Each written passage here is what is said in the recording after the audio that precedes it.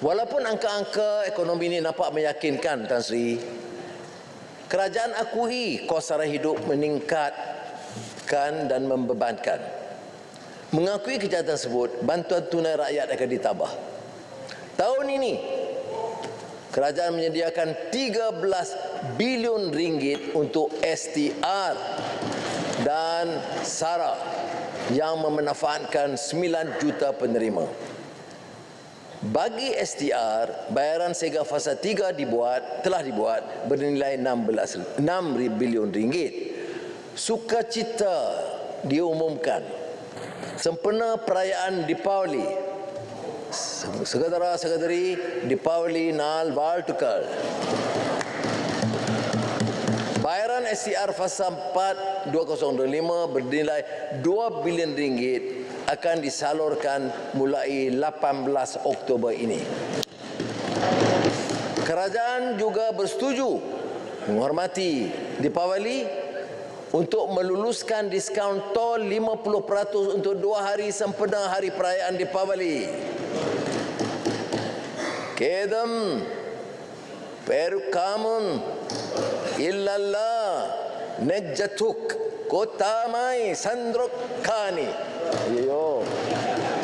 Tapi makna dalam. Maknanya susah senang. Ya Ali yang berhormat, silih berganti.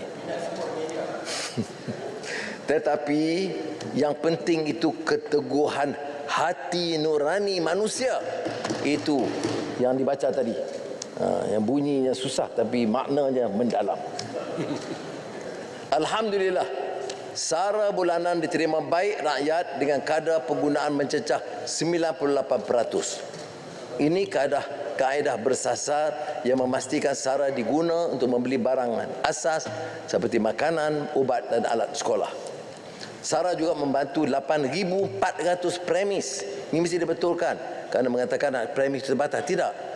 Premis ini 8,400 termasuk 2,000 kedai runcit kecil. Saya sempat meninjau umpamanya kedai runcit Baling, Kedah. Melihat sendiri produk tempatan, kopi cap gantang, kicap lembu, belaga boleh dibeli melalui sara. Ini tentu boleh diperluaskan. Kedai runcit di desa dan kedai koperasi juga dilibatkan. Bagi tahun 2026, semua 9 juta penerima STR turut menerima sara sehingga RM100 setiap bulan atau RM1,200 setahun. Manakala 1 juta penerima STR di bawah kasih menerima sara sehingga RM200 sebulan atau RM2,400 setahun. Kategori bujang RM600 iaitu RM50 sebulan melalui sara. Kadar maksimum diterima isi rumah miskin ialah RM4,600 iaitu pendapatan bawah RM2,500 sebulan dengan 5 anak menerima STR RM2,200 dan sara RM2,400. 31 Ogos lalu, semua rakyat 18 tahun ke atas mendapat RM100 penghargaan sara. Lebih 70% telah dibelanjakan dan seperti mana janji, baki sara yang tidak dibelanjakan menjelang Disember akan diagih semula untuk rakyat, program rakyat miskin. Sukacita diumumkan, kerajaan sekali lagi akan memberikan RM100 sara kepada 22 juta rakyat Malaysia 18 tahun ke atas. Ini akan disalur pada pertengahan Februari yang boleh dimanfaatkan sempena persiapan Ramadan Karim dan sambutan Tahun Baru Cina. Terlalu awal untuk saya ucapkan Sin Nian Bian Pu, Sin Nian Hao, Nian Nian Hao. STR sara 2026 berjumlah RM15 bilion.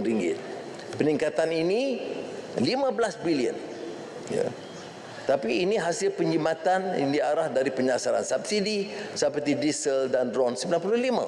Dia pulang balik kepada rakyat.